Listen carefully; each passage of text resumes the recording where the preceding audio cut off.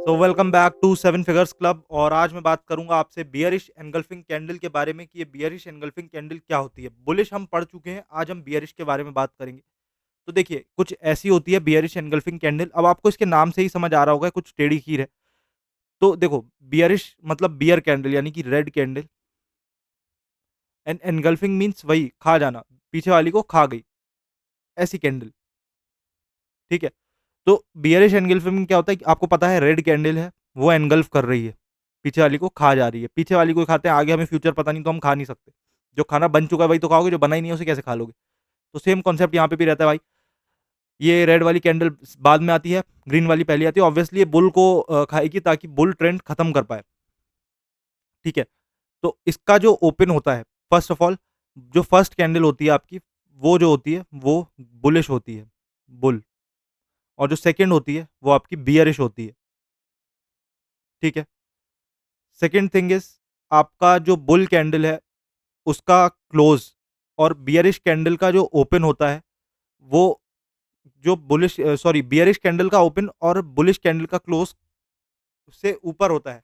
जैसे यहाँ पे बुलिश कैंडल का क्लोज है, ठीक है, इससे ऊपर होगा बियरिश कैंडल का ओपन, नीचे नहीं होगा। अरे भाई, उसको कवर करेगी तभी तो खा पाएगी। तो फर्स्ट का जो क्लोज होता है वो नीचे होता है सेकंड कैंडल के ओपन से। देन थर्ड थिंग इज कि जो बुलिश कैंडल का ओपन होता है, यानी कि फर्स्ट कैंडल का जो ओपन है वो ऊपर होता है सेकंड कैंडल के क्लोज से। जब दोनों चीजें ऊपर से भी कवर कर रही है, चीजें कवर कवर कर रही है, तभी तो एनगल्फ कर पाएगी, आधी एनगल्फ नहीं कर सकती भाई। ठीक है, समझ लो ना बात को। तो यहाँ पे अब मैं बात करता हूँ आप बहुत अच्छी कि भाई, जो फर्स्ट कैंडल है वो फर्स्ट कैंडल छोटी रहती है सेकंड कैंडल से, फर्स्ट ऑफ ऑल। तो ये 4 पॉइंट्स रहते हैं जिससे हम एनगल्फिंग, जो बियरिश एनगल्फिंग कैंडल है, उसे समझते हैं। अब समझते हैं इसके पीछे की साइकोलॉजी। तो यहाँ पे जो बुल्स का प्रेशर था वो नीचे आ चुका था, नीचे आ गया। पर इतना भी नीचे नहीं आया था कि उन्होंने ट्राई करना छोड़ दिया। उन्होंने ट्राई करा यहाँ पे, और ट्राई करने के बाद यहाँ पे एक हाई तो सेट कर लिया और ओपन भी ऊपर करा है। देखो, क्लोज से ऊपर है ओपन, क्लोज से ऊपर यानी कि मार्केट उन्होंने ऊपर पहुंचाया है। ये कैंडल बंद हुई है तभी तो ये वाली बनी है ना। तो सिंपल सी बात है। अरे कहाँ गया भाई। हाँ। तो ये कैंडल जब बंद हुई है तभी तो ये वाली बनी है, तभी तो बन पाई रेड वाली। तो इसमें पावर थी कि इन्होंने यहाँ तो इसे ओपन तो करवा दिया, पर अब इनमें और पावर नहीं थी कि इसको और ऊपर ले जाया जाए, कैंडल का जो कैंडल का वैल्यू है वो और ऊपर जाए, प्राइस और ऊपर जाए। तो इनमें इतना दम नहीं था।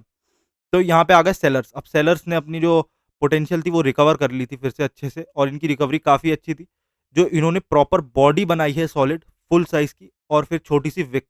तो देखो, जब भी विक रहेगी तो उससे हमें पता रहता है कि इसके अंदर दम है। विक हमें कंफर्मेशन देती है कि इस पे पोटेंशियल है। बट जो आपकी बॉडी होती है ना, वो आपको ये कहती है कि भाई इसने कर दिया। एक होता है काम करने की एबिलिटी होना, एक होता है काम करना। तो ये काम करने की जो एबिलिटी है वो तो आपकी विक है। बट अगर बॉडी भी अच्छी खासी लंबी है तो मतलब उसने वो काम कर दिया, उसने प्रूफ कर दिया।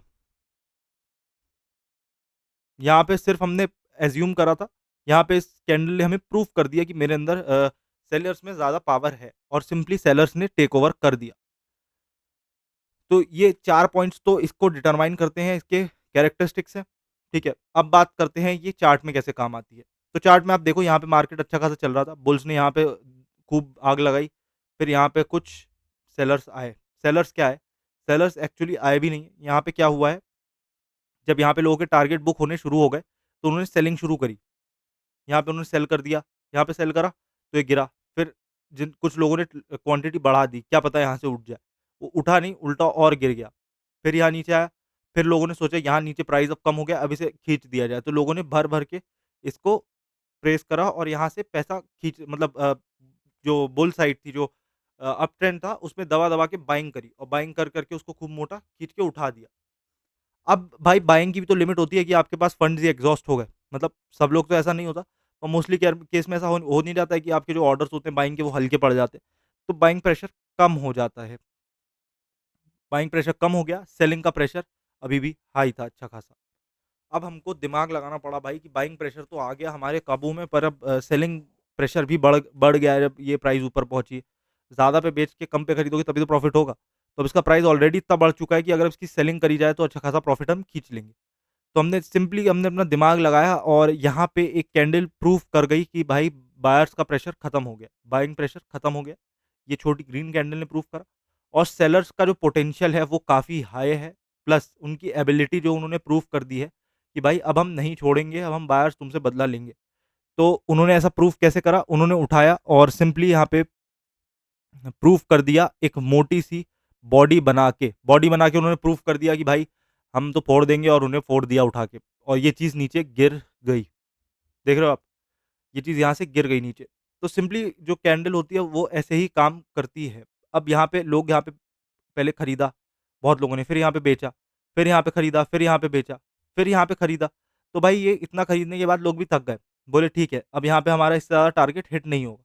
यहाँ पे टारगेट हिट हो गया, या फिर यहाँ से जो जले हुए आए थे, इस जो पॉइंट से कुछ लोग जल के आए थे कि भाई हमने सोचा था यहाँ पे हमारा टारगेट हिट होगा, हुआ नहीं। फिर वो लोग नीचे आए, बहुत ज़्यादा ट्रेड नीचे आई, तो उन्हें वेट करा कि ऊपर जाएगी, और मार्केट सबको दूसरा चांस ज़रूर देता है, ये बात याद रखना।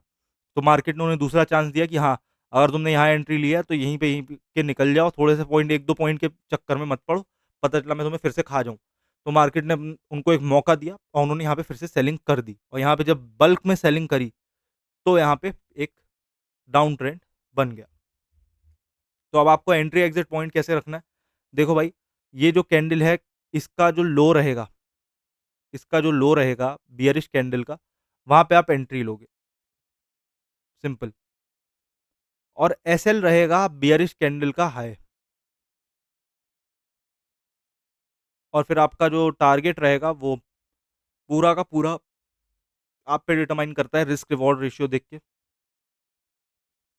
ठीक है, रिस्क रिवॉर्ड के अकॉर्डिंग आप काम करोगे। तो आपको एंट्री कहाँ लेनी है, मैं लिख देता हूँ। एंट्री आप लोगे, आप एंट्री उस जगह लोगे जहाँ पे बियरिश कैंडल का हाई बना है, सॉरी, बियरिश कैंडल का लो बना है, वहाँ आप एंट्री लोगे। और स्टॉप लॉस कहाँ रहेगा आपका? बियरिश कैंडल के हाई पर। ठीक है, तो उस कुछ इस तरीके से काम करती है हमारी बियरिश एनगल्फिंग कैंडल। तो मिलता हूँ मैं आपसे अगले वीडियो में, तब तक के लिए bye bye and take care.